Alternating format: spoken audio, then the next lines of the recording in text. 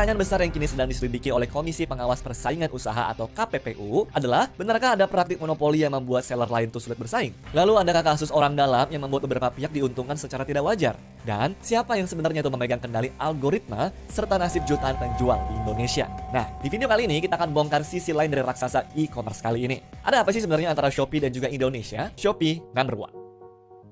Siapa sih yang gak kenal Shopee? Aplikasi orange yang penuh diskon dan juga gratis ongkir ini udah jadi teman belanja hampir semua orang sih kayaknya. Tapi lu tahu nggak kalau perusahaan yang bikin Shopee itu adalah perusahaan yang sama teman-teman dengan yang bikin game Battle Royale favorit kalian tuh mungkin. Iya, Free Fire teman-teman.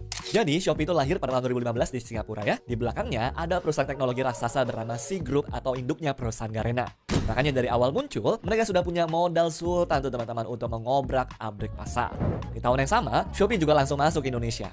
Kenapa? Ya jawabannya simpel ya sih. Indonesia itu pasar yang impian lah. Bayangin aja nih, penduduknya ratusan juta, pada doyan internetan, dan hobi banget tuh sama yang belanja online. Jackpot lah.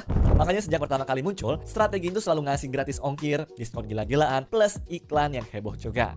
Ya kalau ngomongin iklan di Shopee, mereka tuh sampai ngundang artis K-pop kayak Blackpink yang harganya selangit. Dan juga Jackie Chan kan? Dari sini aja kita harusnya udah gak heran ya, kalau cuma dalam beberapa tahun doang, Shopee bisa jadi aplikasi belanja nomor 1 di Indonesia. Makanya jangan mikir kalau Shopee itu cuma tempat belanja. Salah besar teman-teman. Mereka justru bangun ekosistem lengkap dalam satu aplikasi. Mau bayar? Ada Shopee Pay. Nggak punya uang? Ada Shopee Pay Later. Lapar? Ada Shopee Food tuh. Dan kalau mau kirim barang? Ada Shopee Express. Tujuannya apa? Biar lo pada dari melek mata nih sampai mau tidur lagi, gak perlu lah keluar dari ekosistemnya Shopee sama sekali. Buat kita nih sebagai pengguna, ini emang enak banget. Semua jadi murah, ongkirnya tuh sering gratis, dan aplikasinya pun jadi gampang dipakai. Ditambah lagi, UMKM itu juga banyak banget yang terbantu karena bisa jualan online. Tapi tetap ada sisi gelapnya ya. Perang harga dan juga promo gila-gilaan ini membuat pesaing-pesaing kecil dan juga lokal jadi nggak bisa nafas dan akhirnya banyak juga tuh yang tumbang. Dan inilah yang bikin isu monopoli mulai berkembang. Monopoli itu artinya satu perusahaan terlalu dominan sampai hampir tidak ada pesaing yang bisa bertahan ya. Nah, belakangan Shopee diduga melakukan praktik ke arah sana. Tapi caranya gimana tuh? Nah, salah satunya lewat Shopee Express alias SPX yang jadi jasa pengiriman milik mereka sendiri.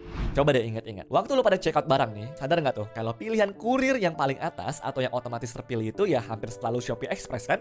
Menurut laporan Komisi Pengawas Persaingan Usaha atau KPPU, Shopee seolah-olah memaksa pembeli untuk selalu pakai SPX daripada kurir lain.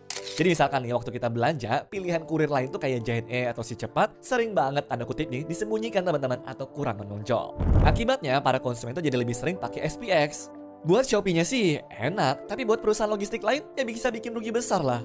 Nah, yang bikin berita ini jadi makin rame karena ada temuan juga tuh kalau direksinya Shopee merangkap juga jabatannya di SPX.